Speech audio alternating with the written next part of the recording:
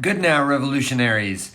We are live for the Rise Up Morning Somewhere show. Whether you listen morning, noon, or night, it is time, my friends, to wake up and smell the crypto. We got a lot of stuff going on geopolitically. We got a lot of stuff going on in our backyard, meaning me and Alex. And I'm not just talking about us hanging out on our mandate in Savannah, though that was very fun. I'm back in Memphis. He's back where he's always been. And we've got some news to talk about today. We're going to answer your crypto questions. And if this is your first time tuning in, then welcome to the Revolution, the official morning somewhere show of the Revolution.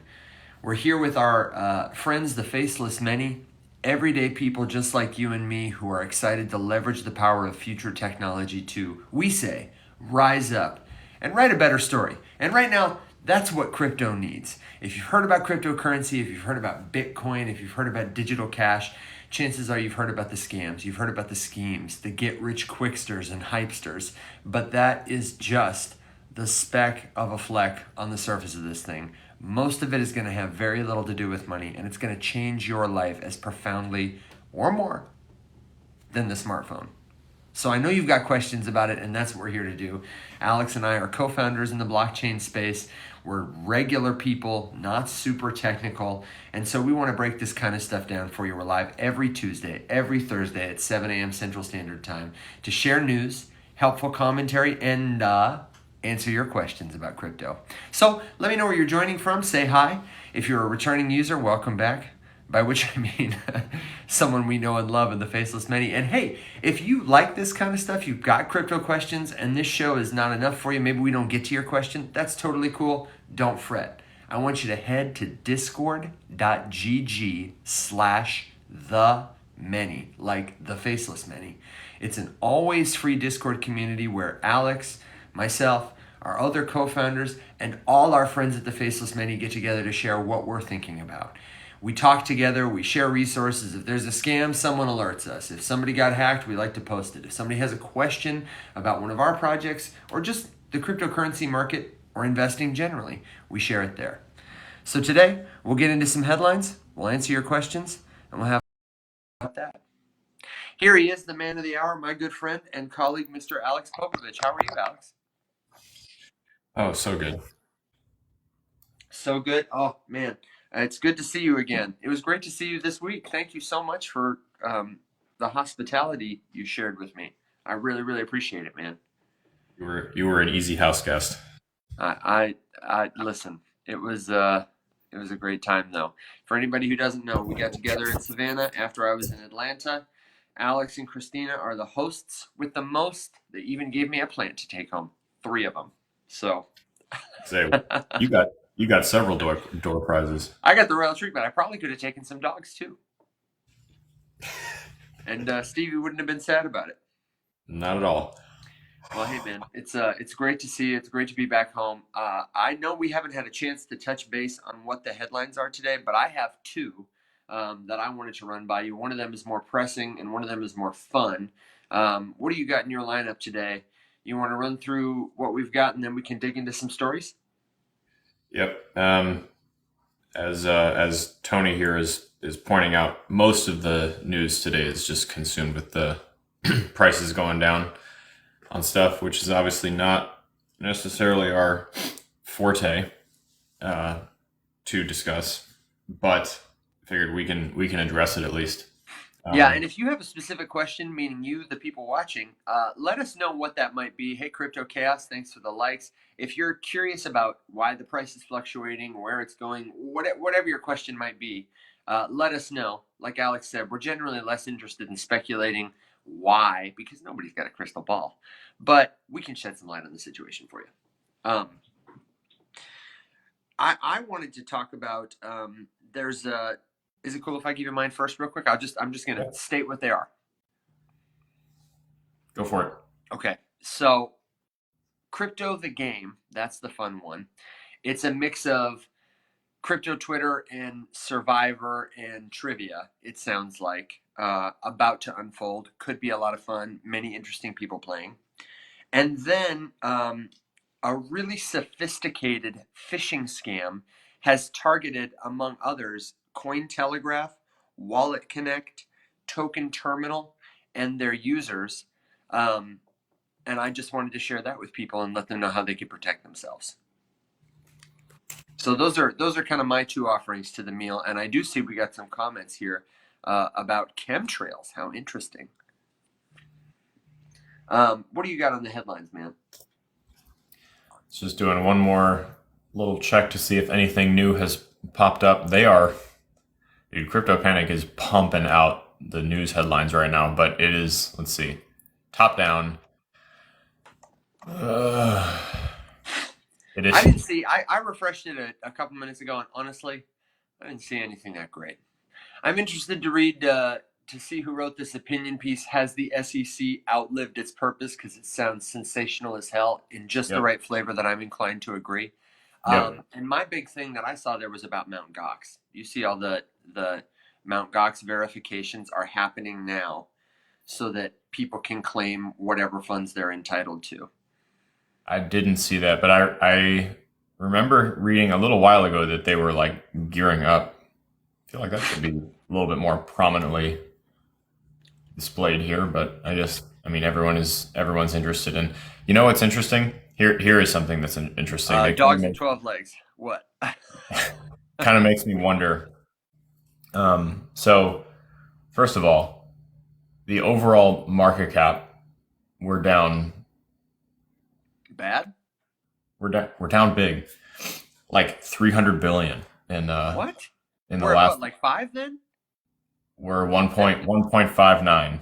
So last I remember specifically looking at it, it was 1.8. 1.8. Almost 1.9. Yeah, okay. Interesting. So that's a decent swing.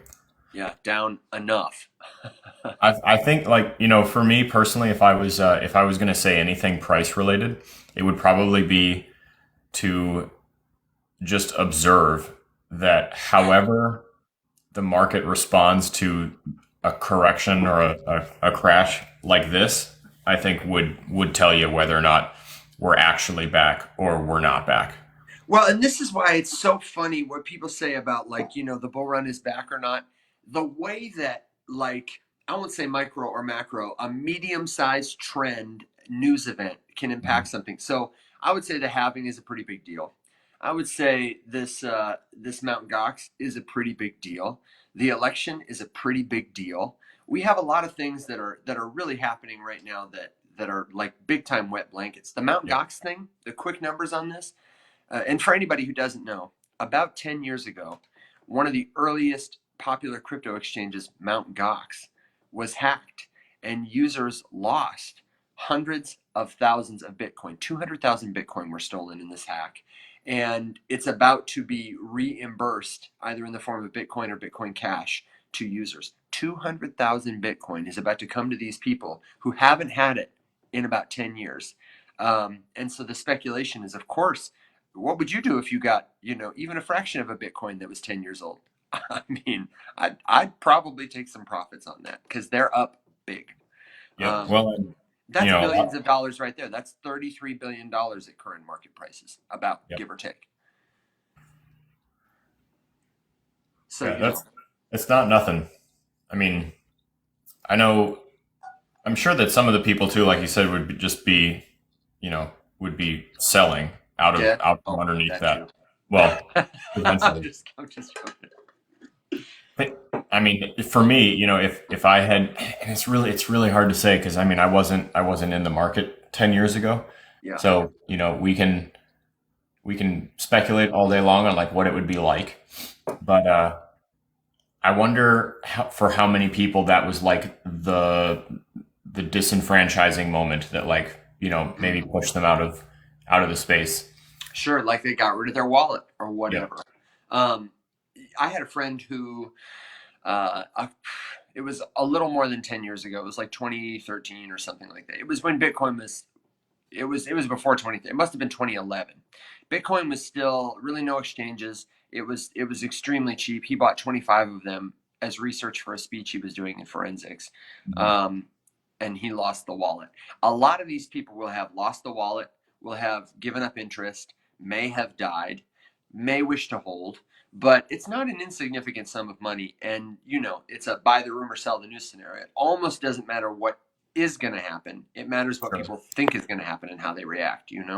I mean, don't quote me on this. This would be interesting to like re-look up and fact check a little bit. But I feel like the last time I tried to get an estimate on how many Bitcoin are lost,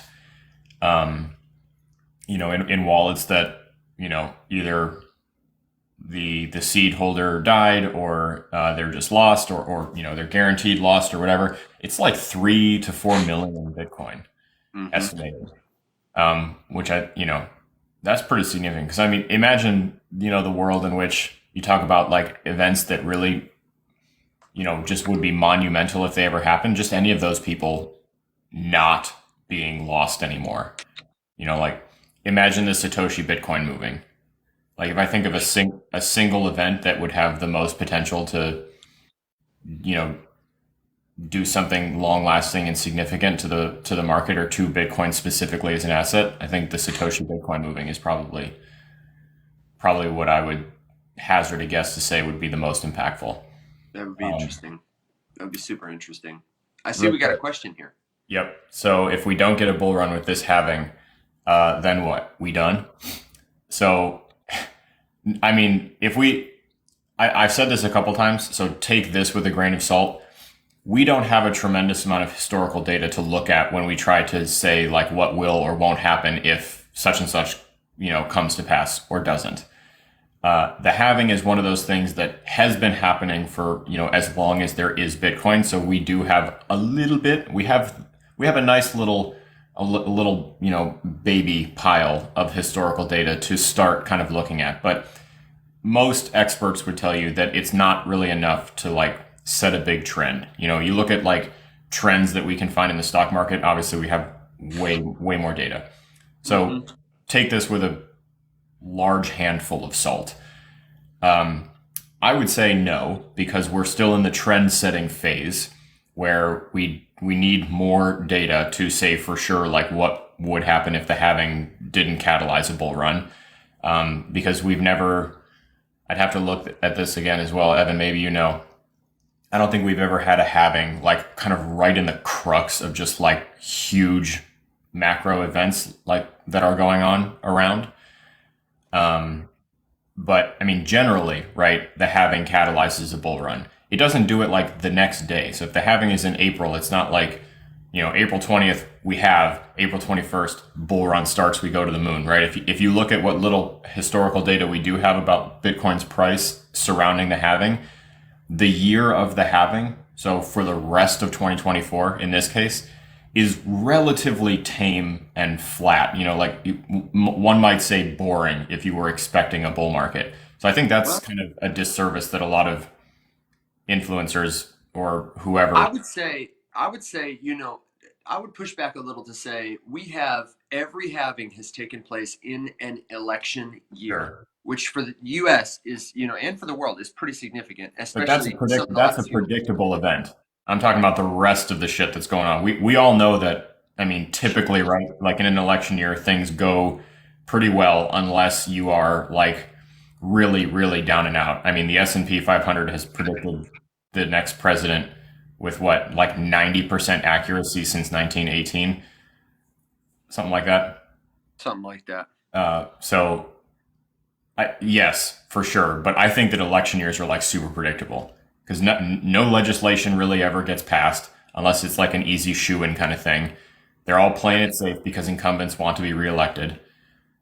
I really got off the beaten path here. Before we get into that really quick, just to summarize my answer to your question, no, I wouldn't think that we'd be done. I don't really expect a whole lot of amazing things to happen for crypto this year. I expect us to, if what has happened before happens again, we're just going to kind of like lightly go up a bit. And then like towards November, December, that's when you would start to see like more ridiculous movement. That's sort of how it's gone in the past. But again, this is based on a small historical snapshot of data, not enough. What predicted the president, the S&P 500 typically predicts the president just to say that If the markets do well in the months leading up to an election, the incumbent wins like 90% of the time. And right now, the stock market is doing quite well.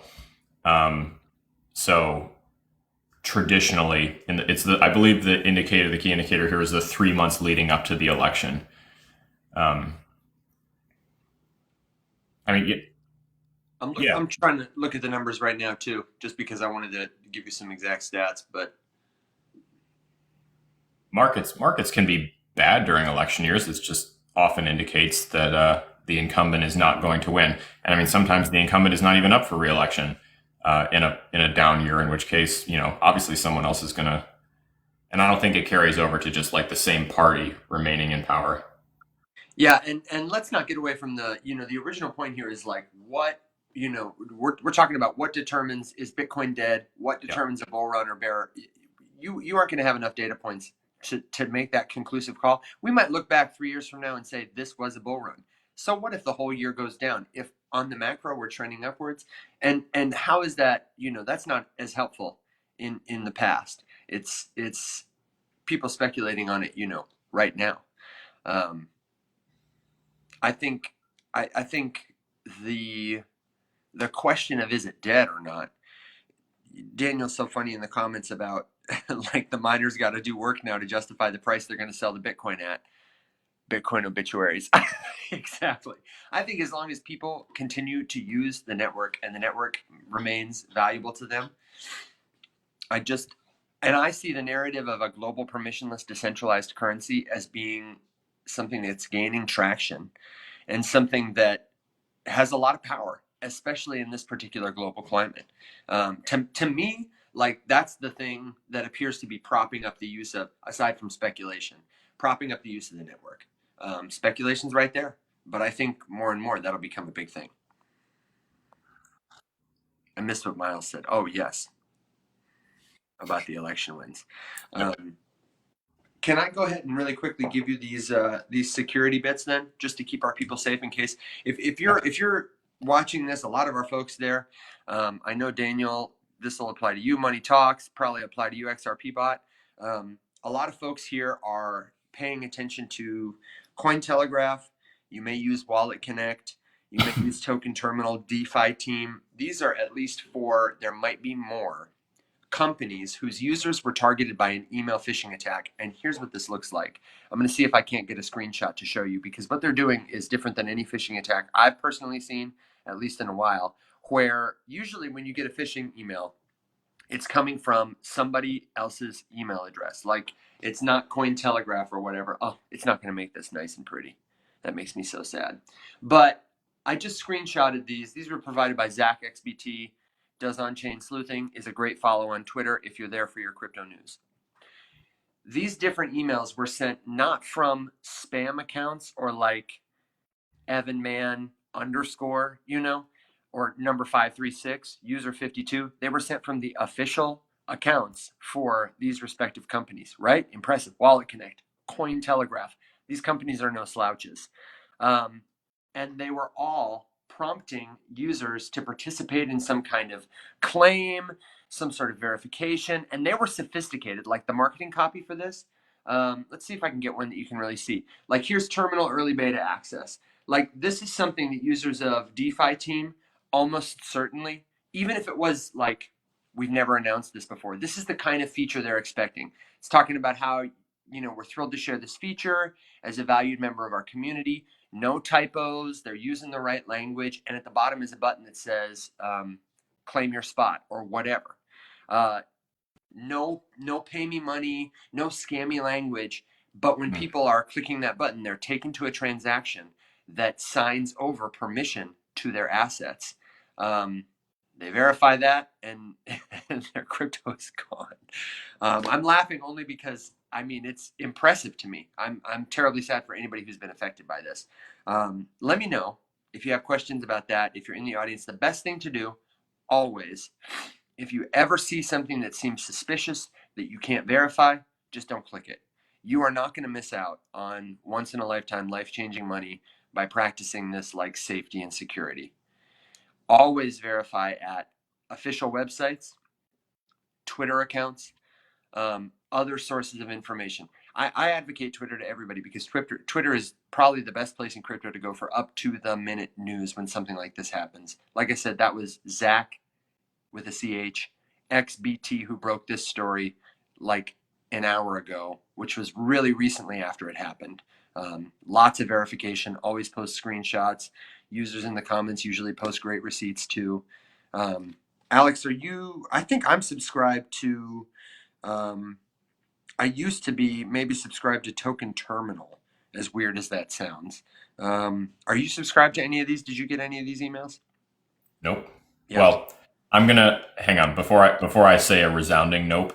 I'm going to agree with Money Talks Crypto. I have like 86,000 unopened emails in my main mailbox, which is just like the address that I use for everything because I know that every spammer on the planet has that address. So maybe they might be in there.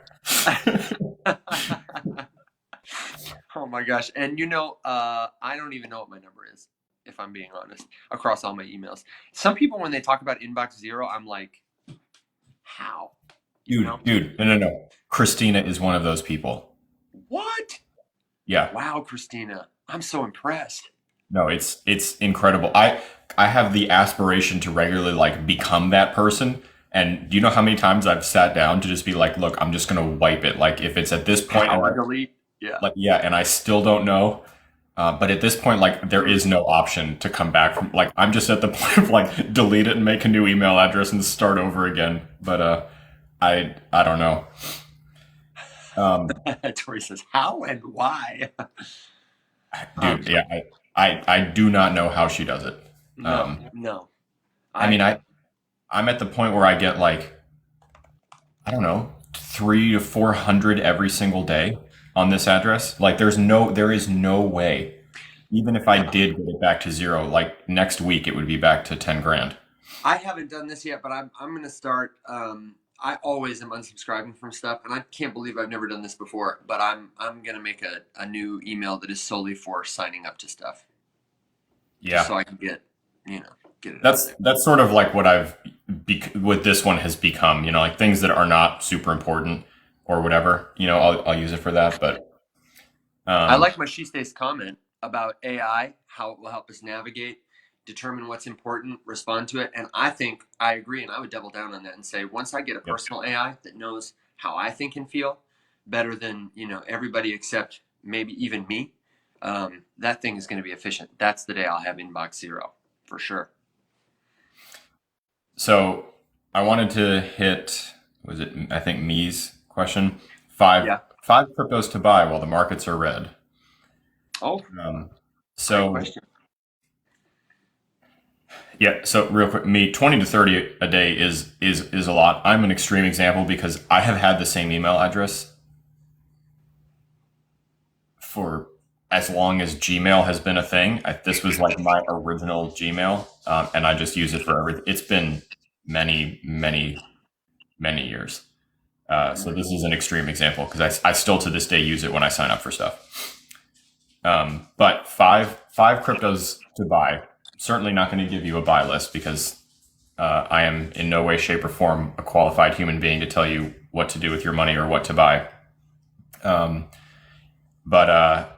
I will say that the one that I am vaguely interested in picking up a little bit more of, but I haven't decided if I really want to commit or not because I already have a little bit of it, is just it would be a little bit of Avalanche.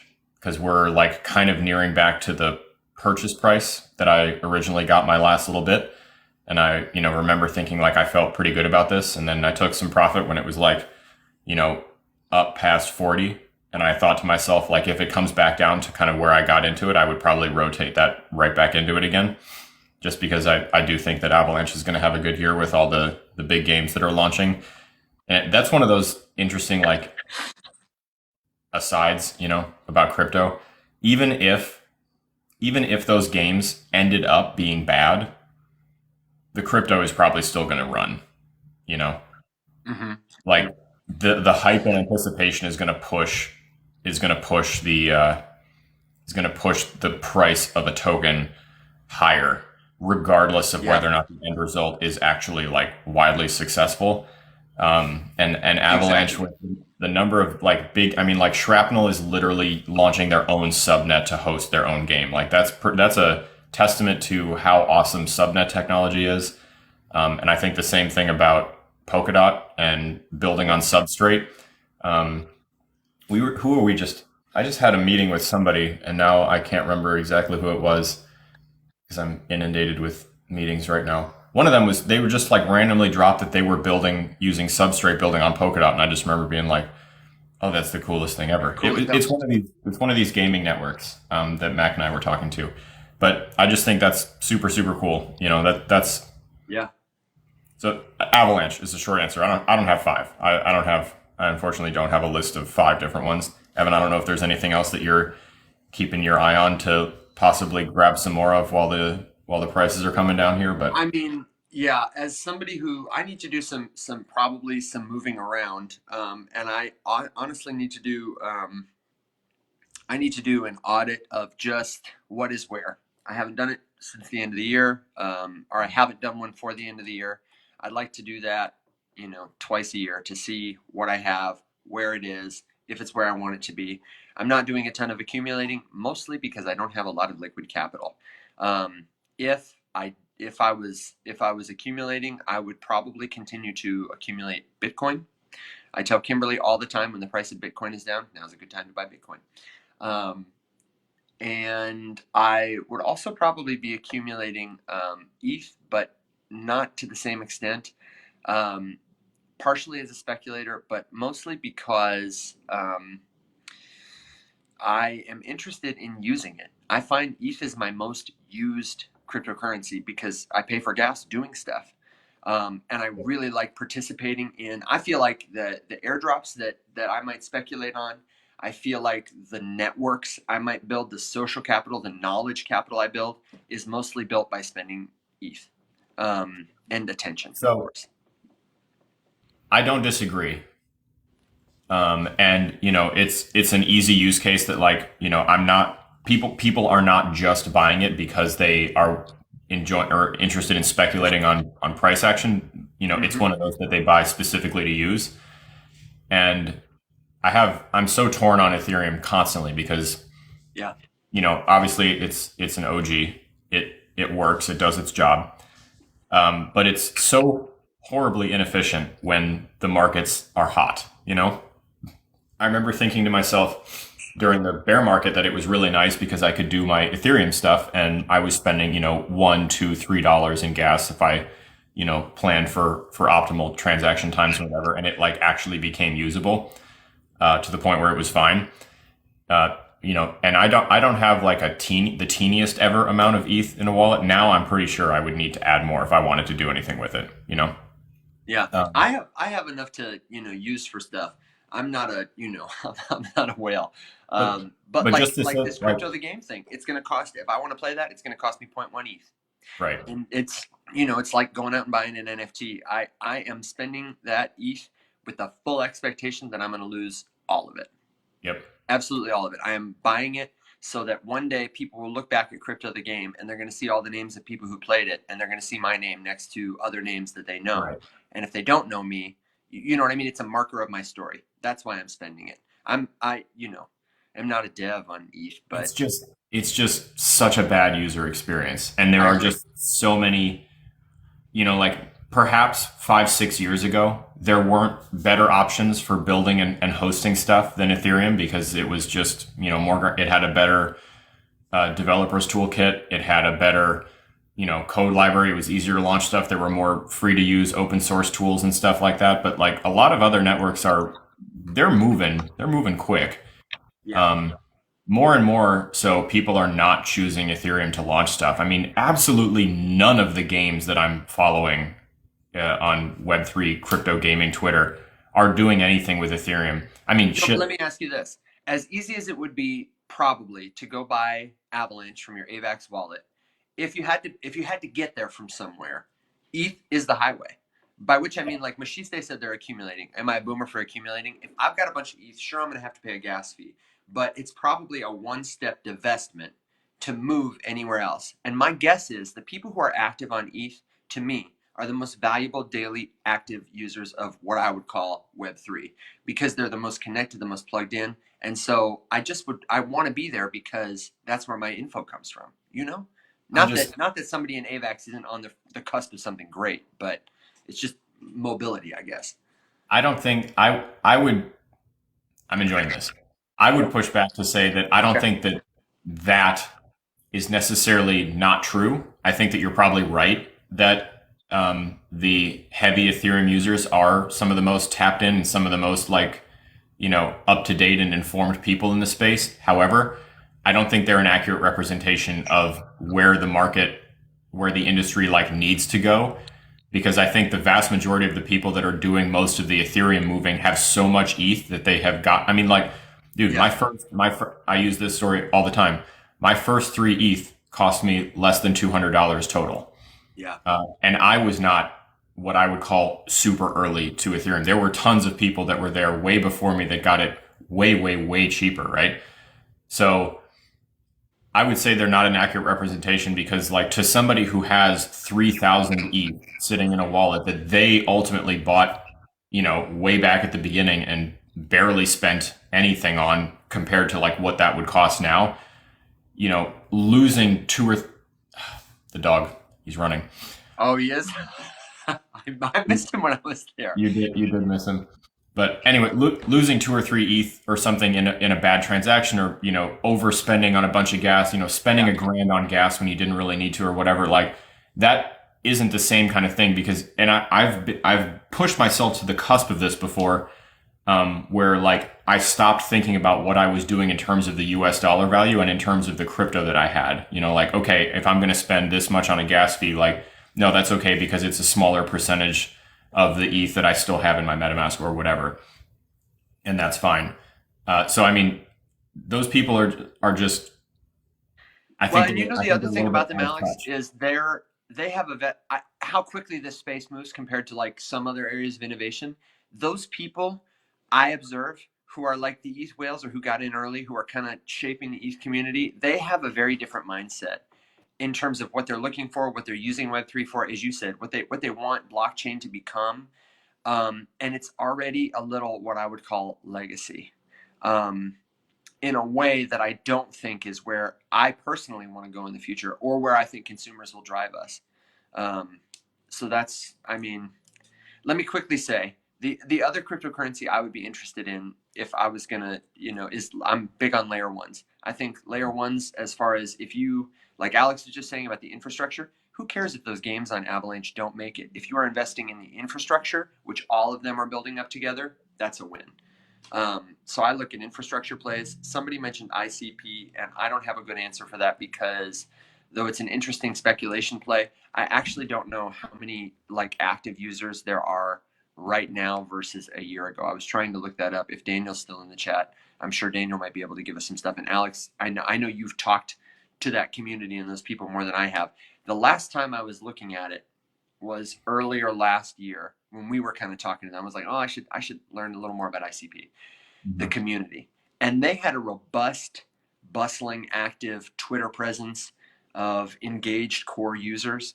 So, but I don't know how deep it is compared to like in the bracket of blockchain communities. I don't know enough to have an opinion. So and like Alex, I'm not your financial advisor. Yeah. Um, I think most of the best investments, they're probably not here yet, except maybe Bitcoin, which is, doing really well, even if it's down. Who lost the older male figure? I'm sorry, what? Did you see that comment? Yeah. I'm also sorry. Oh, no, no, no. Somebody is reading us. No, sorry, I don't have an older male figure who had an issue with the lungs. But maybe it's the next stream and they could have a powerful, I don't know. Yeah. Did you Okay. did Sure. you see the comment? Did you see the ad? The question about our how we look like the before and after a shaving ad. I know. I said no, but it could be if Manscaped wanted to sponsor us or something. Alex, I just can't get over it since you pointed out that we have the same glasses. I know it's funny. multiple episodes went by before either of us realized because I was lost in the eyes behind his glasses, I guess. I told Kim the other day, I have to tell everyone this aside while we're getting caught up on comments. I told Kim I went to see Alex in Savannah after my movie, after my show shoot, and the time we had, I was texting Kim about it when I said, yeah, Alex and I said we're going to downtown Savannah. We're gonna have dinner, walk through the parks and the water, and then we'll get ice cream before coming home to watch the movie together. I realized I was describing like the quintessential perfect like third date, probably. Right. So sorry to Kimberly and Christina for the romantic investment you had to Mac give us asked me this how it weekend. was. Mac asked me how the trip was, and I was like, "Oh, it's great. I took him out on a real cute date. He even had a purse. It was perfect. Did have a purse." And we had a baby. That was a My funny moment while we're sitting in the restaurant enjoying the food, and then the check came around, and purely for the convenience of not wanting to make the guy split the check and one of us just pay back the other one later or trade or whatever. Evan put his card down, and then Evan is like, "I'm just glad that anyone watching now knows that that I'm the one who wears the pants in this relationship," and really set the tone. It's funny because there was like one other person in the whole restaurant, so Yeah. absolutely nobody was wondering, but it was still funny. Oh my God. But unsponsored shout out. If you are in Savannah, Georgia, and you want some fantastic Indian food and Nepalese cuisine, Namaste, Savannah, right? Just Namaste. Yes. On Namaste, Broad. Savannah, I think. Whoa. Whoa, it was good. It was so good. I see the good crust. Very good. Wants to know any awesome crypto conferences overseas. What do you got, Alex? Yeah, so Mac and I were just talking about trying to figure out if we wanted to go to any this year. The short answer is yes, I think so. The big one that I know has the most attention typically is Token 2049, which is usually held in Singapore. But this year is going to be in Dubai in April. If you mm, want a chance to go to Dubai, and then I think it is Singapore at the end of the year. okay, I'm yeah, checking right now. yeah. Uh, I'm not 100% sure on all the overseas ones, just because I might not be doing that this year. yeah, September is Singapore. April is Dubai for Token 2049. We will certainly make it known if we go to NFT NYC. That one is on my short list. It's been really good in the past. We did it in what 22. That's right.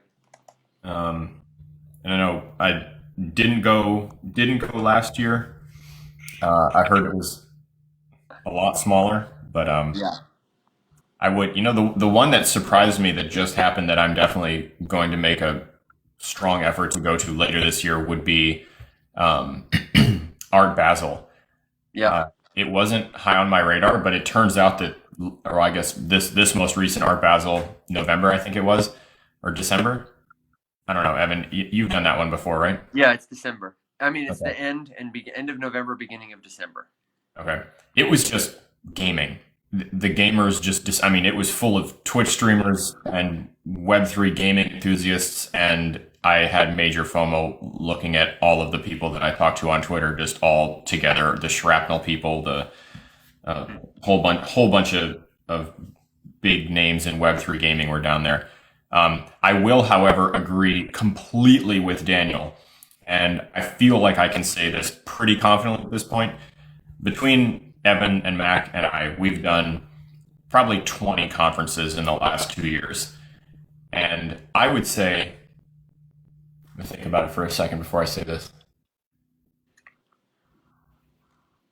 Yeah, I feel like I could pretty confidently say that not a single one of the conferences was worth the ticket price that we would have paid if we didn't sneak our way in with media. Um, I think Yeah, the way to certainly not do it, NFT NYC. no, I think the way to do it is to go to the city that the conference is happening, forego the conference itself because you can watch all the lectures for free on YouTube, like Yeah. 10 hours after they happen. Um, and instead just go scout out the satellite events and go to the after parties, because that's where anything of value that we've ever gotten from a conference came from going out to grab a drink with the guys from this team. Or I had an awesome like totally free like consulting mini lunch with oh, I'm forgetting her name. She's the chief legal officer uh, for Coinbase. Wow. Yeah, she was at one of the conferences. She gave a huge presentation, and then she was leaving, and we were all kind of walking out of the building at the same time. I saw her, and I grabbed her real quick and asked her a couple of questions. It was awesome. Yeah, I remember you telling me about that. Yeah, That's fantastic. so I mean that's the way to do it. Just go to the city where the conference is happening and go out to lunch with people. And if you want to go to a conference, honestly, in terms of crypto conferences, my favorite and the best didn't even charge a ticket price was ETH Denver. I think it was the most worthwhile that I personally have been to, for the networking, for the talks, for the stuff that goes on there. Just for my experience, and it was like frigid cold and snowy there. Miami is a great city if you're interested in saving money, you can do it. But like Mashiste said, Club 11 cover charge $500. What? Art Basel is an expensive time to be in Miami, which is already an expensive city. So don't feel like you've got to go. If you want to go to a crypto conference, we both recommend it, but don't feel like you got to spend money. That does not equate to a good or better time. I will say confidently that I've never. Daniel's so funny. Sorry. Yeah, Consensus. So I did go to Consensus in Austin twice. It was not worth it either of the times, and I can very confidently say I would not have gone if I didn't get to go for free.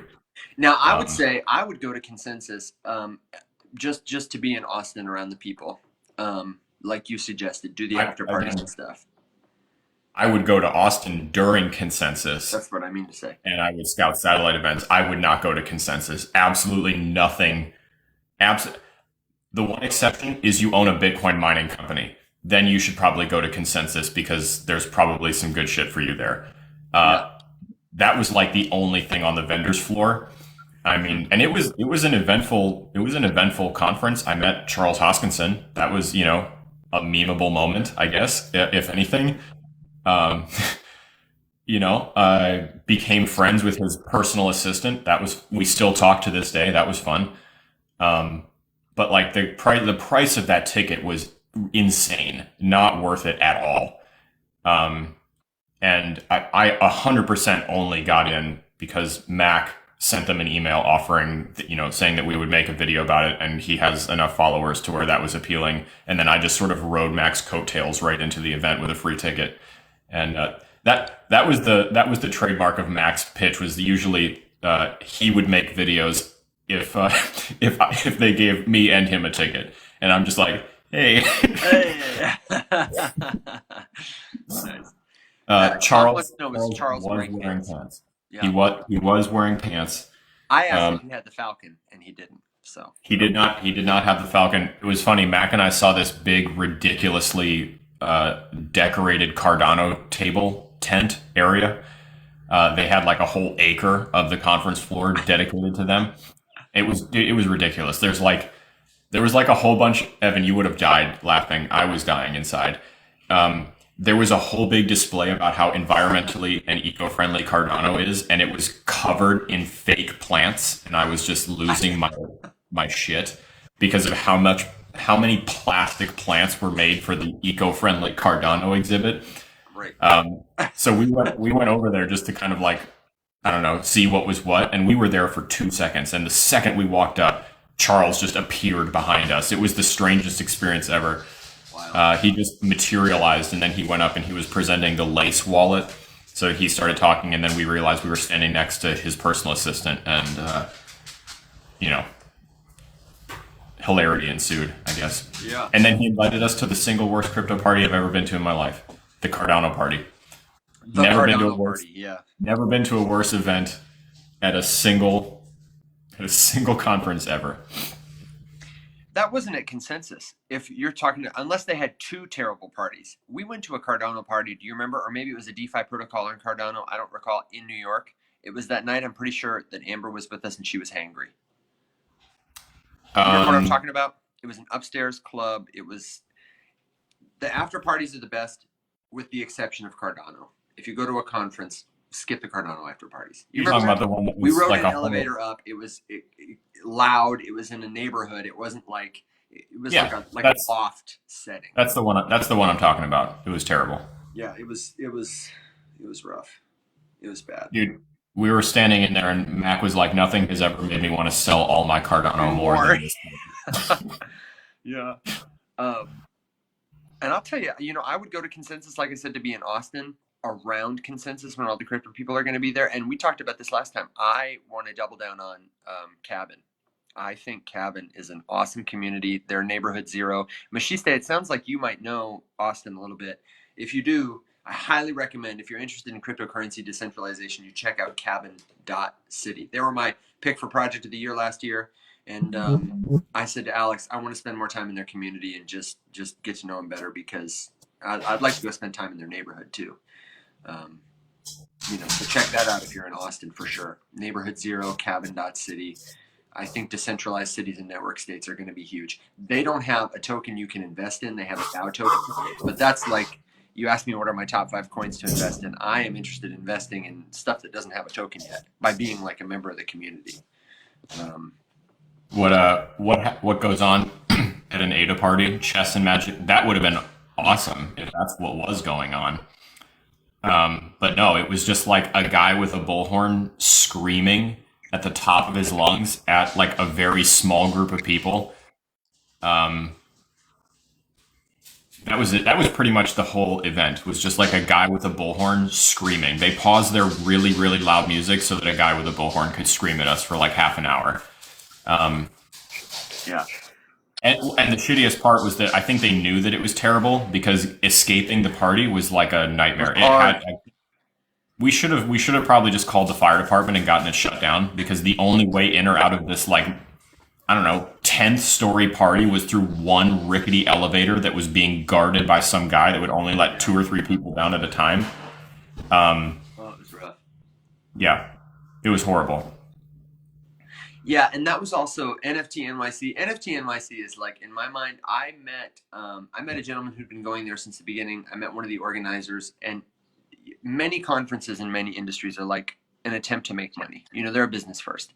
And I really felt that way about NFT NYC. And I also felt like they just weren't they weren't like crypto at the core. We have been complaining forever about why no NFT tickets. And when we went to NFT NYC, we upgraded to VIP simply by printing out new name badges. Your ticket to get in this conference that they are verifying is literally a piece of cardstock paper with like 14-point bolded Arial font that anybody can replicate, anybody can duplicate, and which one guy did. That's it. That's it. The old one didn't say VIP and the new one does. So like, here's the original. Here's the one Evan made in his hotel room right before we went. Not going to happen with an NFT. It was not questioned once. Honestly, the ink quality on Evan's is better than the one on the actual badge. And the cardstock, it's about the same, right? That was terrible. That was a singular event that could have just been held up as an example of how not to do a conference. Like, ticketing to get into the event was on like the 5th floor. So you had to go through the event to get to the place where you checked in to go to the event. So I personally know a bunch of people who never bought a ticket and just went in, and all they did was walk around and do the conference for a little bit. And every time someone would point out that they didn't have a badge, they're like, "Oh yeah, I'm just looking for it. Where is it?" And be like, "Oh, you got to go down 3 floors. You got to go up 4 floors." And they're like, "Okay, cool, thanks," and just leave. They did the same thing with lunches. They had lunch on every floor, and you could just walk up and say, "I haven't gotten my lunch yet," and they'd say, "Okay, here you go." I fed a lot of hungry people that day. They did the same thing at Bitcoin when we were in Miami. It was terrible. It was so bad.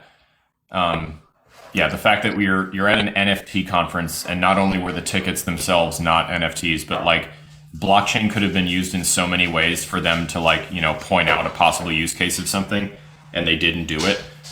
Probably because it would have been like inefficient to do so at that point, using whatever infrastructure they didn't have. And instead, it was just a bunch of people. I don't know. Now that I'm like reliving all of this stuff, Evan, I think that a lot of those conferences and a lot of the speeches at it honestly made me like a little fearful for the future of the industry, because these are like the thought leaders that are being put on stage, and so many of them were just like PFP project owners that had absolutely nothing to add to the conversation, and they basically just repeatedly said the same like four things. Every speech was the same. It was like, this is a chance for artists to earn royalties. That, if you had a bingo card, that was number one. There were, I don't know, it was like all of the most classic like bumper stickers for crypto. It's all about the community. Just come and vibe. Like, it's just people being people or whatever. And it was like, I don't know, it was horrible. It was so. Yeah. I still maintain there are some micro conferences. I have not been to any, but I think there is a super need for smaller conferences or bigger conferences that are like really, really crypto. Boys Club Crypto is offering a micro conference during ETH Denver. I love Boys Club. It's just like a social DAO of cool people that I would consider really native to the space. I think Seed Club has done some small events like that. And East Denver just generally, that's why it's so good. It started as that kind of thing. And to be fair, they also have like project founder who hasn't done anything but sell a product isn't really going to make a conclusion about where the space is going that's helpful. But I don't know. On the concept of ticketing, I did want to say this: if you are a person who's interested in ticketing, solving the problem of scalping, unfair inflated ticket prices, NFTs, great solution. And I would recommend Nifty Kit. Alex, have you checked out Nifty Kit? You may have used it. So they have been integrated with a couple of different events I've been to at different conferences, and they're not unlike the NFC solution. Like, you scan a thing, you get an email, you log in with your crypto wallet, you sign a transaction to prove that you are the NFT ticket holder. And of course, it's got like some Web 2 rails. You're using some email, you're using a scanner, but just by and large, getting to the NFT in order to get to the ticket is like, I'm thrilled about it, and the user experience is not bad at all. I made it sound worse than it is. It's pretty elegant. They do traditional ticketing too, I think, but I don't know what their prices are. But I have seen many people in our space use them, and I haven't heard a ton of bad stuff. Kind of all just made me think that there's been a lot of talk on Twitter lately about decentralization. And oh, Daniel, perfect. Because I think you were one of the people that I saw post something about this. Just the idea that, like, it's kind of a meme, right? Like, we've said that before. But the more I think about the crux of like what ultimately pushes people away from certain things, it's typically UX related. Holy shit! Are you having a parade over there? Just Kirby is just the heaviest walking dog of all time, and he doesn't. He's just like an carries a small stick, huh? Falling down the stairs. Lost my train of thought. Talking about decentralization as a through line on Twitter. It might have been Daniel that posted it. Oh, okay. Yeah, sorry. Just that, it's kind of a meme, and the thing that ultimately ends up sinking a lot of projects or, hurting their adoption potential is just a bad user experience, right? That makes sense. Yeah. And just the longer I go and the more I look at this stuff, I used to care more and more about decentralization being the end goal. Yeah. And for like personally, I still feel that way, that that's what I would like. I think I'm just like more at peace with the fact that I am a small niche, and the things that are going to like work at a national or international level to normalize the use of a blockchain, it's going to have to be super centralized, because I just don't think enough people care. I think, if the industry becomes mass adopted, you're going to see the projects doing the best being the ones that either cater to the corporate world better, or just make it easier for them to do their own thing, which is kind of again why I like Avalanche and Polkadot, because they're really easy corporate tools. And then the ones that are, the decentralized niche stuff should still exist. I just think it's gonna have to embrace the fact that it will have a tiny user base of people who are willing. Because what the impetus for this train of thought, Evan, was our conversation the other day about how there's no such thing as trustless in this trustless world unless you yourself learn how to read the code, right? Because at some point, unless you take it upon yourself to learn all of that, you're going to have to trust that someone is giving you good information. So like, if I can read a blockchain explorer and read the code and analyze a smart contract and tell you that it's good or not, you have to then take my word for it that I'm not lying to you. So there's the trust element. Maybe I got it straight from the source and I can verify it for myself, but then someone is going to trust me about it. And I don't think that that's appealing to the vast majority of people. And it's just, who has the time to do all that if you just wanted to like have a little bit of a better experience with money? If you wanted to go through the rigmarole of self-custodying your own money and being your own bank and doing all of that stuff and skipping the middleman in every step of the way. I mean, there's a reason that middlemen exist. Yes, they've shoehorned their way into our lives, but also they do make things easy and convenient, and forgot password is a great thing. And all that sort of stuff, and then it just becomes whether or not you choose a good steward of your stuff there. So I wouldn't want to see the idea of like decentralized projects go away. I just think we all need to be at peace with the fact that they're never going to be mass adopted. Okay, now let me say this, There's because a lot there. there's a So lot of nuance there. And yes, my thing is not that I want everything to be at scale decentralized. I think an open, permissionless infrastructure needs to be the base layer.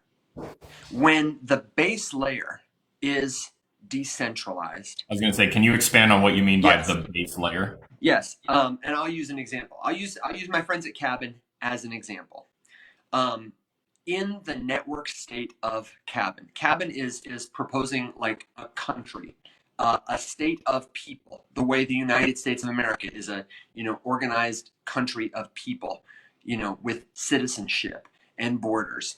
Cabin aims to be a network state whose borders are not geographical and physical; they are relational, and they are used in the context of tokens and smart contracts. When I say that the base layer is decentralized, what I mean is that yes, somebody somewhere wrote a protocol, but enough people together have verified it by performing in it. The protocol 1 + 1 = 2. You can verify whether or not it gives the output it says it's going to. Over time, the people using this protocol have diversified the power there. The people holding tokens for Cabin, each citizen has an NFT that represents their citizenship. By doing things for the network, they can accumulate a fungible token that allows them to vote. And as the network grows and expands, it's going to become increasingly difficult for any one person to co-opt that network for their purposes. The incentives they have created as they scale will scale in a direction of decentralization, so that if somebody in the Cabin network wants to operate a central bank, lending out cabin tokens so other people can participate in governance for interest, they will be able to do that. But in a centralized system where centralized systems are the base layer, something like the United States government in the United States of America can quash any decentralized movement that exists on top of it. If we start with decentralization as the foundation, you can build centralized things. But if you want to build anything decentralized, you can't start with a centralized foundation because somebody, somewhere, one actor or agent will have the authority and ability to nix it. As you say, there is trust to some degree everywhere. But what I like about a decentralized base layer is that it's trust you can verify, and it is power that is laterally distributed, meaning no one person or entity holds all or most of it the way they would. That is by definition what a centralized system is at the base layer, I would say. Yeah. Is that clear enough? Yes. Do you see how I'm saying it's different? I think we need reform where decentralization is the base layer. I agree that most services, I think, will be centralized, at least if they look the way they do now. But Yeah. I think we need the foundational layer So- to be something no one owns or controls, and everyone owns and I controls. I think my original point still stands though, that if the base layer is decentralized, whatever that truly means at scale, the layer pieces that everyone interacts with are not, and they're not trustless. Like I don't think that you can have a trustless system that is used by the masses. I would sort of agree with what Daniel just said. Decentralization is kind of like communism. You write the idea down on paper, and it seems really good. But I don't think that's right. Well, go ahead, finish your thought. But I'm pushing back on it. Just to say that there's a lot of good ideas, and there is also human nature. And one thing that we do have copious amounts of historical data to support is that human nature typically follows some predictable patterns. I reject that. I reject that flatly. I think that you're being a little bit idealist if you say that, though. Why do you say that? There are as many, if not more, examples of where humans have cooperated when they didn't have to than when they didn't. To say that human nature is greedy and selfish is to look at a very limited data set. I would argue that most of the data supports the opposite. Look around you. Look at the United States of America as one example. Look at dollars. Look at Yikes. any innovation. Almost everything has come from humans coordinating at scale together. I think where they don't, it's a question of incentives moving. Nobody robs a diaper store or kills somebody at gunpoint because they're like, it'd be fun to kill someone today. No. They do it because they're desperate. No, okay. So, sure, if we're talking about like the innovation of a thing, something being good, whatever, could have come out of selfless behavior from humans. But if we stick with the example of the United States, sure, the things that the masses interact with are largely owned by like 8 people. Yeah. And that may be 8 out of 300 million that are acting selfishly, but they just so happen to be the ones with all the money, all the power, all the influence, and all the toys. So like the medical system, I think, is a great example of this because you have a system that is largely, if not almost exclusively populated by like selfless individuals willing to inconvenience themselves to help other people. Like why does someone become a doctor or a nurse or a whatever? But then you have like the 9 guys that own the entire pharmaceutical industry and how much money they make and how they have managed to completely own all of those selfless people and co-opt their good nature for their personal benefit, right? Like that is such a classic example of people's good nature, is that wherever you have a giant piece of the population willing to be good and do good, you have like 5 guys who will take advantage of that good nature and exploit it forever. So I would agree with you completely to say that, yes, that is the minority, the people, doing bad, but they're the people with all the resources. So it doesn't matter that they're the minority because they own everything. But what if their resources are outstripped by people? It's like if you're riding a bicycle and you're really fast, you might beat everybody who's on foot.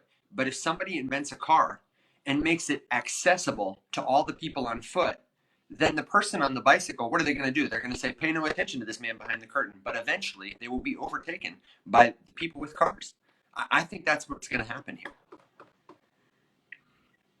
We'll have to wait and see, but I just don't think so. I think that I would agree to say that it is more popular to be a good person than a bad person.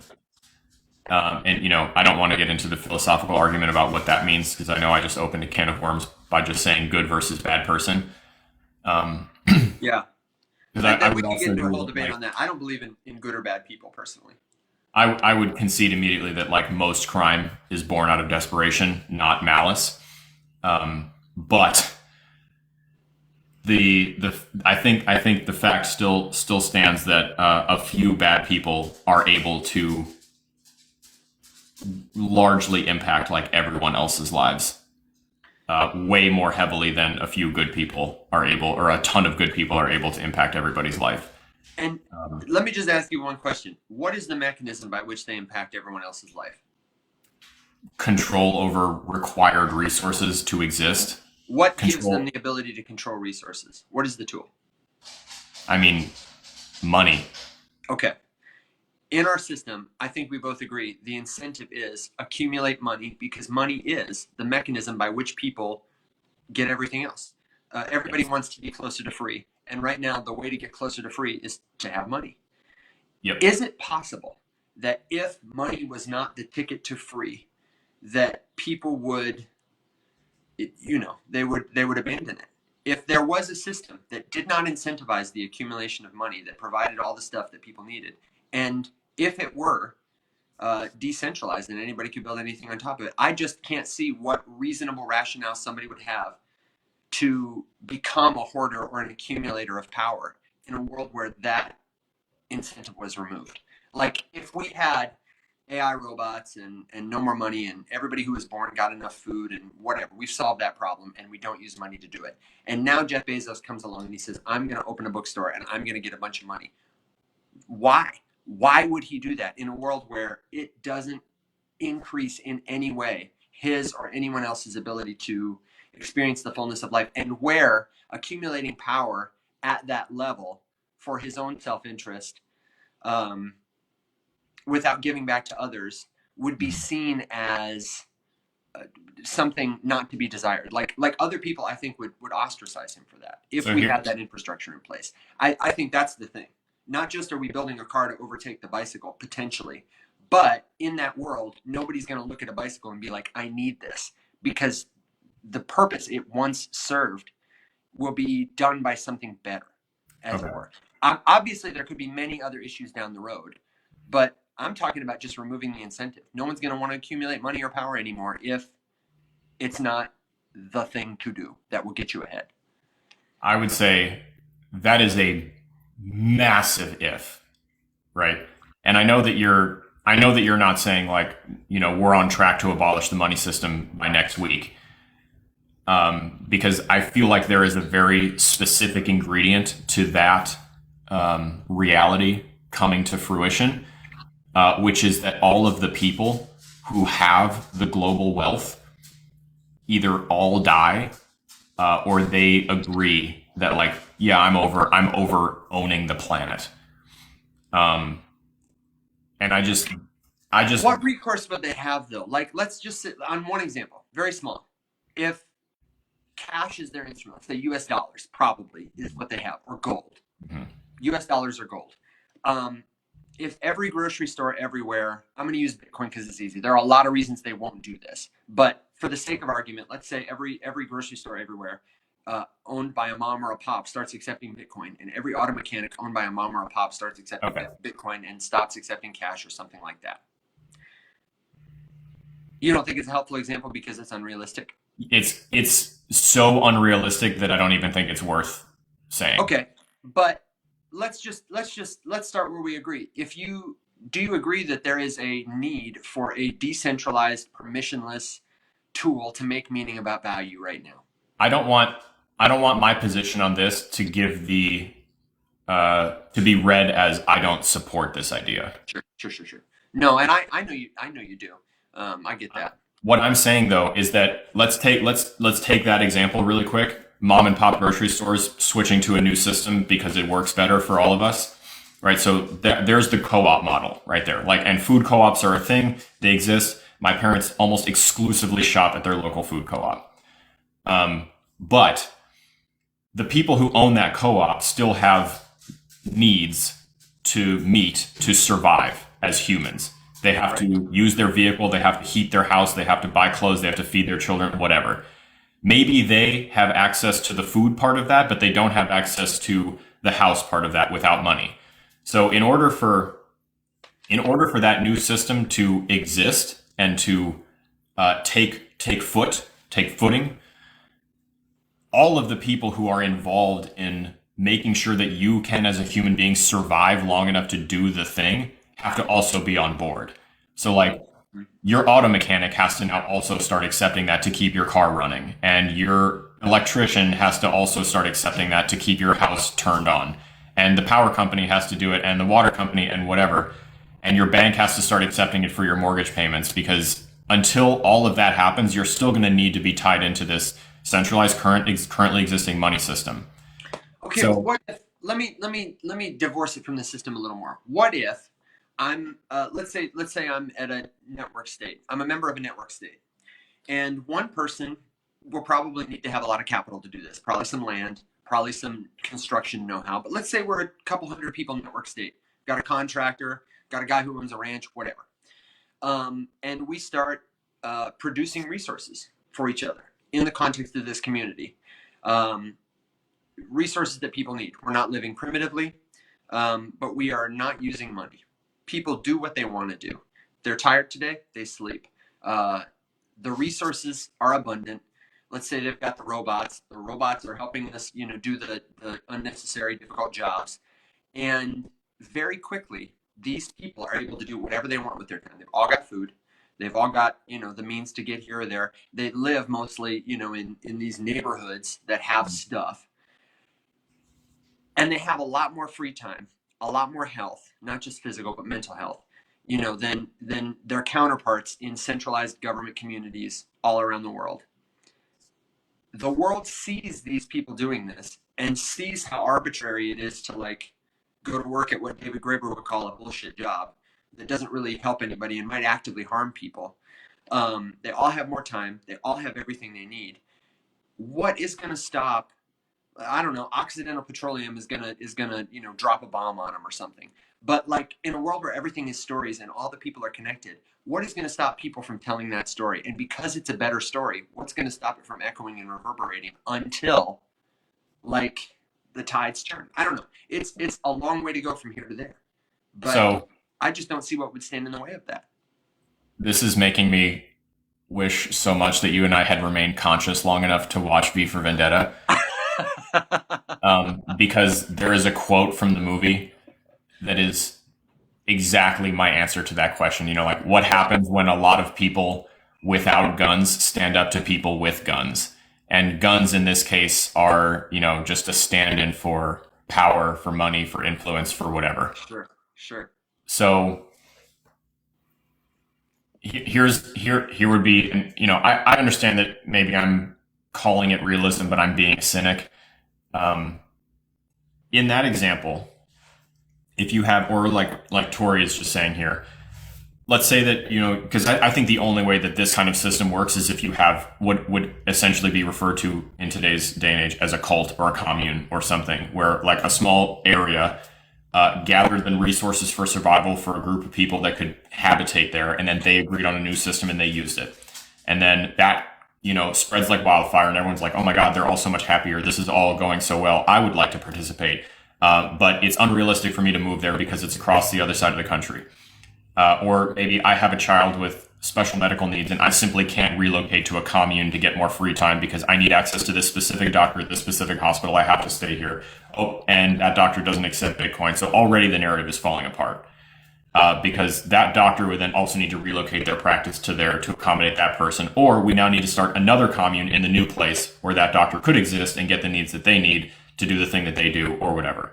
Why couldn't the doctor exist somewhere else physically? I mean, I get it. Like the doctor has to go to the grocery store in New York if all their citizens are in New Hampshire. But like hypothetically, why can't, as members of a network state, we take care of each other with resources across physical borders? Hypothetically, you could, but realistically, I don't think you can just expect everyone who is required for a specific scenario to perpetuate just relocate to wherever the commune happens to be built. Well, and medicine is a great example. You really need to be in person to get the medicine. Yeah. I'm another great example. Because I like this idea personally. So this idea pops up and it's across the country. I literally can't go there because I have a child living with me that can't leave the state. So I'm just shit out of luck until something comes here. Or, I mean, what's my alternative? Get rid of the kid? It just simply becomes impossible unless you make another choice.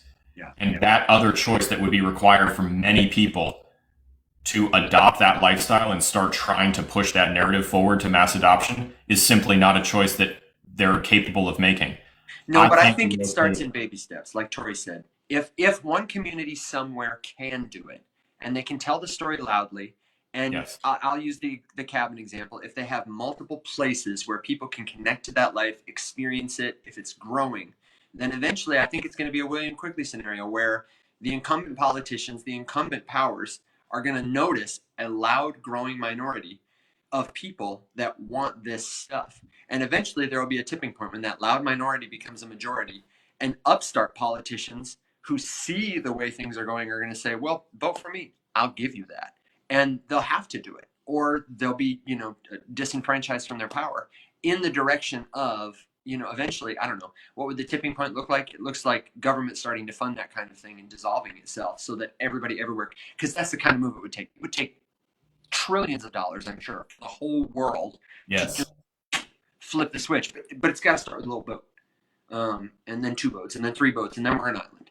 But I think that the way that it starts would be that starts to gain some traction, and then somebody with power would squash it. Well, and Daniel says brainwashing research. Is that what you're talking about? Like somebody somewhere would tell a story about it who has a bigger television set to broadcast from? I'm not sure. I mean, like I don't know, if Donald Trump got on TV, he'd be like, the hippies, believe me, like that, like they would squash it that way with a powerful story. You take a group of those people who are doing that and it's going really well for them. Then you're going to have the people with the power who want to keep the power feel threatened, and they also happen to control the airwaves. So they just start broadcasting a massive message of, look at this fucking cult. They're doing weird shit to kids over there. Let's shut that shit down. And I think relationships are great, though, for cults. By which I mean, if somebody is telling that story about me, I'll just go have lunch with them. And I get that I can't have lunch with everybody at scale. Yeah, it's just not realistic. But, someone like me, I'm an example of somebody who I would go toe-to-toe, dollar to dollar with somebody like Donald Trump or anywhere. I don't know who you put me in a ring with on television or in the game of make this person know, like, or trust you. And I'm not the only one. I'm not even the best at it. You know what I mean? Like, you'd be great at it. Tori'd be great at it. I don't know. I think if enough people are concerted enough, the tide could shift. That's just a big if, because especially since we're all over the world, dude. What's he gonna do? Bomb everyone at once? He doesn't have to. He just has to discredit them, and he has enough brainless followers to believe it. That in that example, if you went toe to toe with, I don't think there's anyone on earth who could listen to the two of you speak about something, and then think that has a better idea than you do about whatever, right? But that's not his shtick. No, of course not. Right. So in that world, the unfortunate reality is that the two of you go toe to toe on television during a debate, and you say something super profound and prove him wrong, because anyone who he talks to usually proves him wrong because he just flagrantly lies about whatever pops into his head. And then all he does is call you a bitch, and his gajillion followers are like, ha, owned. And now it's over. And nothing that you said matters anymore. I mean, look at the nature of the American political system. There is nothing of substance being talked about during the debates that literally decide the leader of the most powerful country, blah, blah, all that bullshit. It's literally just who got the biggest own. We treat it like it's the WWE now. The last time I saw a debate advertised, it was literally with the same fanfare. as The Undertaker takes on John Cena. It's the same shit. Substance could not matter less. Yeah. Whoever was more factually and politically correct in a debate is never the winner. It's whoever had the most memeable bumper sticker takedown moment. Absolutely. Right?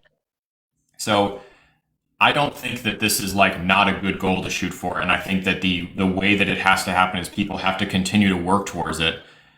But at the same time, what we're talking about here is a revolution.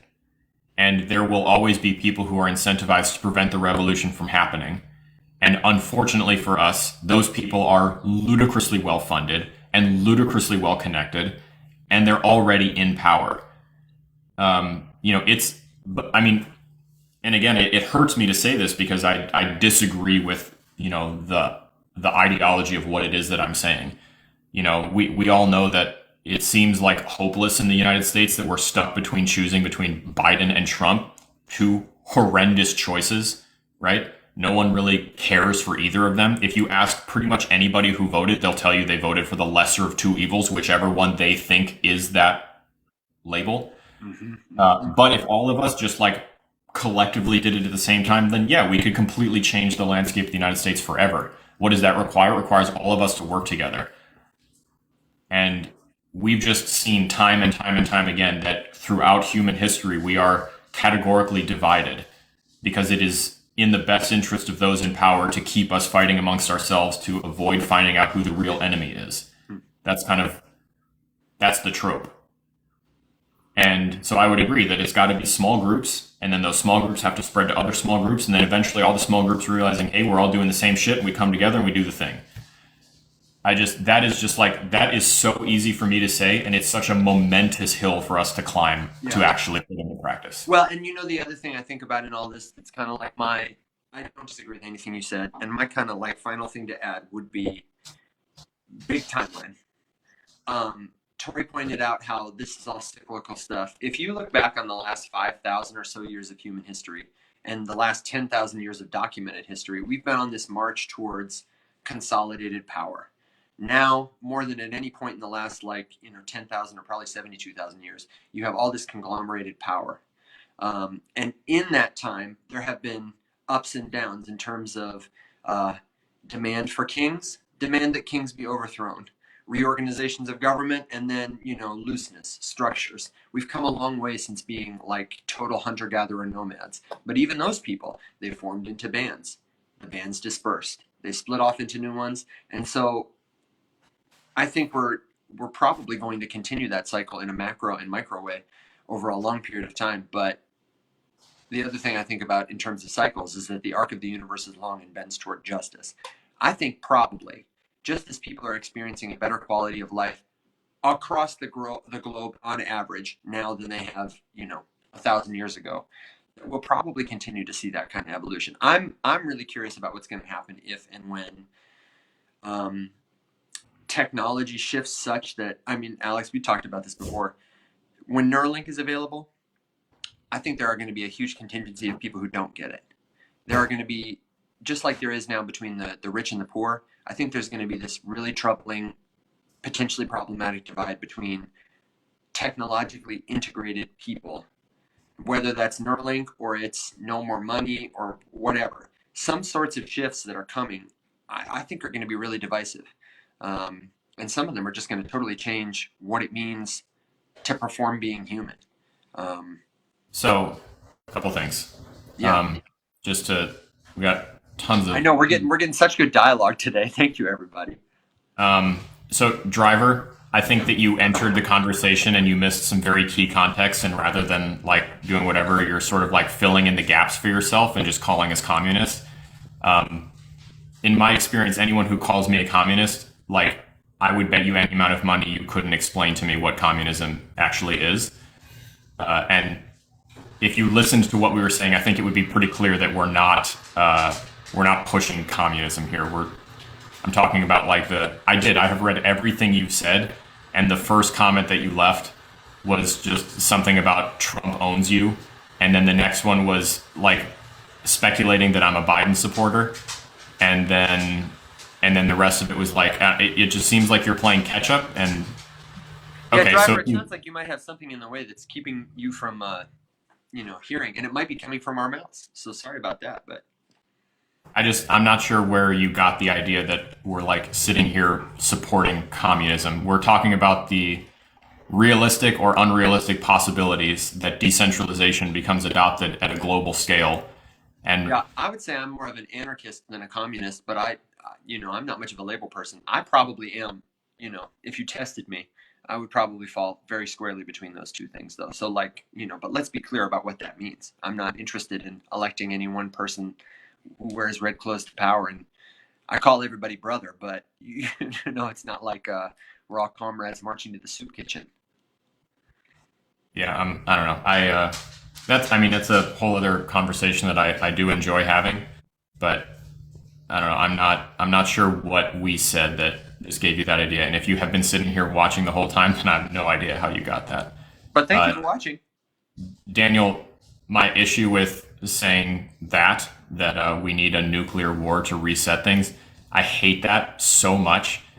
That has the same vibe as the people who like yearn for a civil war. It's so upsetting because absolutely nobody who says that has even the fucking slightest clue what it is you're asking for or like wondering about. A nuclear holocaust is not going to give us a nice little reset button to make a new money system. It's going to eradicate like all life on Earth except for the couple people who have a gajillion dollars to like launch themselves into space and then pull off the 100. Like We're Encino, man. oh my God, I hate it. I hate that talking point just like so much. It's not even funny. It's like, it's just consistently spread by people who have no fucking clue what they're talking about. Like a bunch of couch commando weekend warriors who think that they're going to like take their AR-15 to the streets and wreak havoc and get justice and loot a grocery store and then, bring a zombie apocalypse movie to real life. It's just, and I know, I mean, I'm friends with Daniel. I like to think that I know Daniel pretty well. I'm not saying that he's advocating for nuclear holocaust. I'm just saying like that as a point where someone's like, fuck it, just nuclear war and end it all. It's like, it will end it all. It will literally end it all. More than you think, yeah. And pretty much all life on Earth will cease to exist. The question, are we in a bull run? will suddenly become so trite. Yeah, it's just I don't know. Anyway, there has been like a ton of phenomenal comments that I really wish that I had the capacity to like go all the way through. And this is a great example of who knows where this show is gonna take us. Yeah. And it turned out to be a really, I obviously we love talking about this stuff, but I love when everybody contributes. Rose was talking about V for Vendetta being one of her favorite movies. Tori says we all need to have more meals together. Daniel says IDK maybe nuclear war. Driver thinks we're communist. I mean, it's like a lively chat. If you enjoy this, I have to tell you, I got to do our plug. We're live every Tuesday and Thursday, Alex and I, at 7 a.m. Central Standard Time, 1 p.m. UTC. It's so fun to have a conversation like this. Usually, we start out with some headlines, like we did today, in the crypto space. We unpack them, we do some commentary, and as Alex has said, who knows where we're going to end up. Sometimes we play games, sometimes we do a giveaway, and if you know somebody who should sponsor this show, send them our way. We're working on sharing some of the numbers we have thanks to you and your attention. We would love to take this show to more people to just try and tell a better story about future technology, have a more nuanced conversation around crypto, and stop making such silly, attention grabby, hypey, cringy price predictions. And if you can't join the show every day, that's totally fine. We're in the Discord too. It's our community, the Faceless Many. Everyday people like you and I, me and Alex, rise up, write a better story kind of thing. Everyone's invited. And you, yes, you can join the conversation at discord.gg/the-many. Discord.gg/the-many. And of course, if you want to do something else to help the show, tapping the screen is great. Thank you to everybody who sent gifts. You absolutely don't have to send a gift. But feel free to share us with somebody you know who's crypto curious. Tap our screen and let us know how we can help you. If you have feedback for me, for Alex, you're welcome to leave it in the Discord, leave it on our profiles. We want to make this show a service to the TikTok community because there's no lack. Am I right, Alex? Of shouting voices, but sometimes the information is not very helpful, and we're trying to have a conversation, not just a a monologue here. Yeah. Thank God for thank God for each other, right? Because Alex and I could both just talk. Forever. Now we get to do it together and with you. So I would echo everything Evan just said. It's really, really cool that people show up to listen to this because you don't have to. And Driver, just to, I would like to thank you personally for doing this and for being here, just because like had a little bit of a moment. I'm naturally a contentious person, as Evan can tell you. It's just like not at all what we were going for, But I appreciate you sticking it out. yeah. The one thing I guess I would ask of like generally just people, because I've been seeing this every now and then too. I mean, Twitter, there's kind of like a thing lately, with what are crypto influencers even doing for anybody, and I think that it's pretty easy to point the finger at them as the problem. I would just ask that all of us as viewers, we need to make better choices about like what it is that we watch. And I'm not at all saying that it's this, but if you find yourself like, this is what I'm trying to do for myself, stop hate watching stuff so much and like giving it the engagement that it is probably farming for, and just look for better things. Just because every time I see someone complain, Glenn just made a video about this and it was annoying me and it got lost in TikTok comments. But just like, it's so easy to just make content slamming like other influencers for putting out bad stuff. Yeah. But like at the end of the day, way more people watch that than they watch anything else. And that's ultimately what these people are going for. So if we weren't rewarded with the engagement, they probably wouldn't do it. Oh my gosh! I mean, Robbie, I love Robbie. One of our friends and regular watchers is. He said the first thing he said, "Not sure where the conversation is going, but what's up with BitBoy?" It's a drama. It's entertaining. Yeah. And I mean, I get it. That man has progressed way from just bad influencer to just like bad reality TV.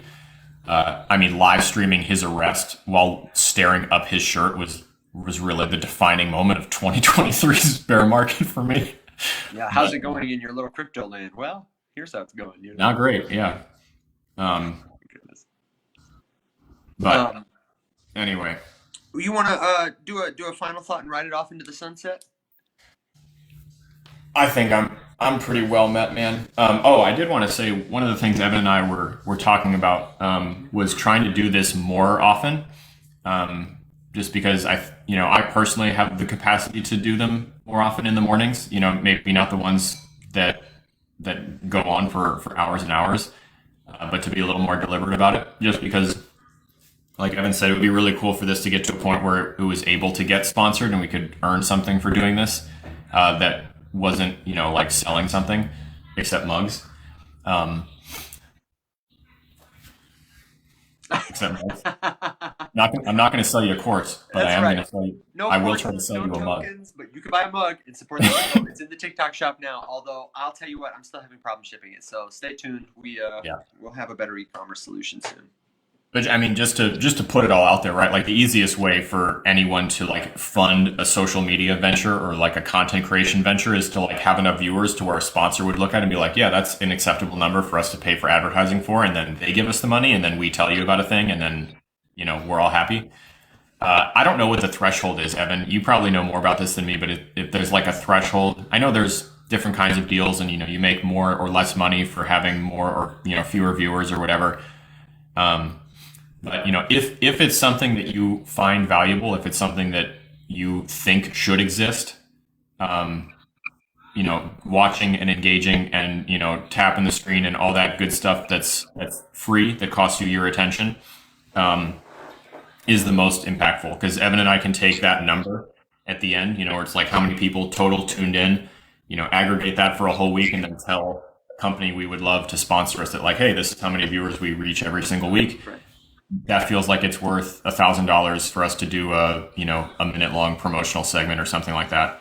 It would be cool to like broadcast and publicize that entire process too, just because I feel like there's a lot of stigma around like people on content creation platforms getting sponsored by stuff and whether that means you're selling out or you're doing whatever.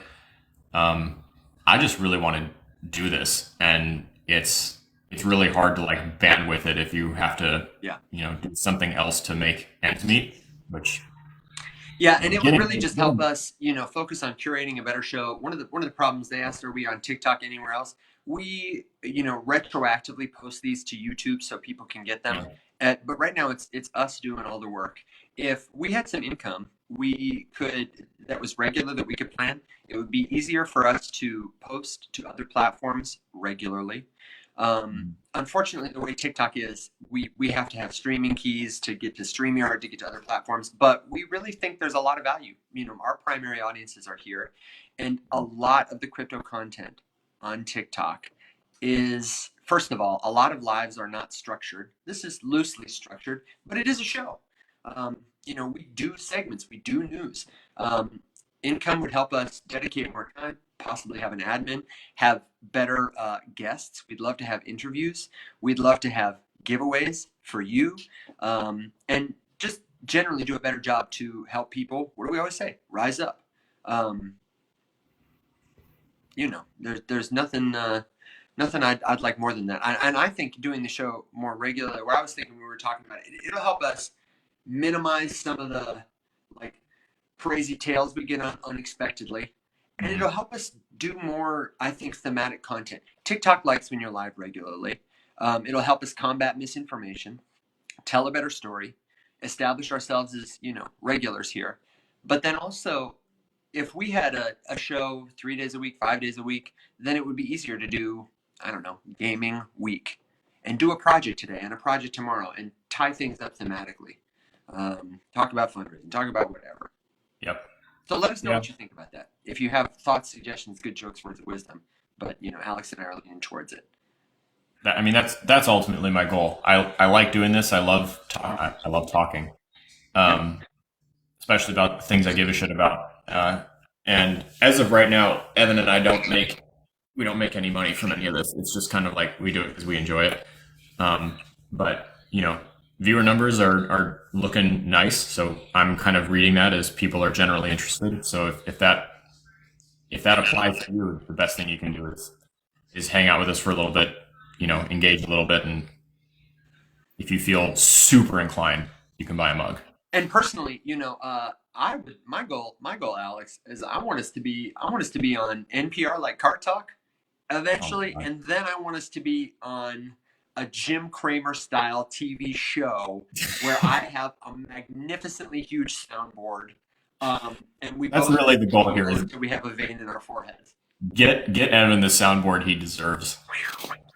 I mean, No, could you imagine that? all this just to say that I don't really have much of an interest in like making the money from viewers. I have an interest in making the money from advertisers because there are plenty of companies that I would love to advertise for. Yeah. Hell, I do it for free for a number of my favorites. If Chewy sponsored us, that would be incredible. Love those guys. That's the goal here. Honestly, yeah, they really should sponsor us. More you than me, but I mean, we could do. I mean, just think of the fun segments. The Chewy Minute, brought to you by Kirby and Lucy. And we just hold up dogs for a minute. Could you imagine a crypto break to see a dog? Is that Phoebes down there? Nope, Oh no, there's Zula. Hey girl, what you they're doing? everywhere. They're everywhere. Can you believe this? Daniel says he applied to Chewy so many times and they never called him back. As a worker or for a sponsorship? You probably didn't have enough dogs, dude. Alex is a dog whale. I am a dog whale. Can confirm. Can confirm. I mean, dude, I'm literally going to the vet right after this. Yeah, I'm gonna work on. Now that I'm back home, I've got a date with my planning wall. I've got a bunch of projects I need to get on the board, and one of them is I took some footage at Lovable Applause and want to put together just a quick little commercial video so that people on my end who don't know about it can see the work that you do there. We had a lot of fun, and we went through to borrow a phrase from the kids, some serious shit together. We did go through some serious shit. Oh, the French dog found his home. I was wondering. How great! Alex, my friend, I gotta say, I miss you. I was glad to get to see you. Your plants that you gave me, they got a little bit cold overnight, but I had to trim some leaves, but I've managed to get them in like a fresh big Nice. vase, and I'm hoping they'll propagate, and you'll see some Swiss cheese in my background I sometime was gonna soon. say, as my classic background, Mm-hmm. this part of this now lives at Evan's house. Um, Maria, if you would like to see the rescue, if you Google Yeah. that and like South Carolina, we will come up. There's a big Facebook page that I think has 17,000 followers, and then we have a website, and I just made a Twitter, and there's a TikTok with that same handle. We're kind of all over the place. Do I have anything with the logo on it? Not. No, but I do. Check Oh, this out. perfect. Look for this logo. That's our logo. So all of our pages or whatever will have that blue circle with the dog on it. Yeah, it's like a dog world. I don't know if Kimberly's watching right now, but honey, I brought back some swag so we can wrap the rescue. Thank you very much, That's the Alex. rescue swag. Yeah, I'm excited about it. Um, what do you say, man? I'm good. I'm good too, man. This is great. I love it. This is another episode of the Rise Up Morning Somewhere show because it is morning somewhere. And now, my friends, go on about your day. We'll be back on Thursday. We'll be back at 7. Catch us in the Discord until then. Discord.gg/the many. I'll post this link to the scam that's going around in the email. We'll post anything else and catch you in the chat. Until next time, my friends. Thanks for tuning in. Rise up.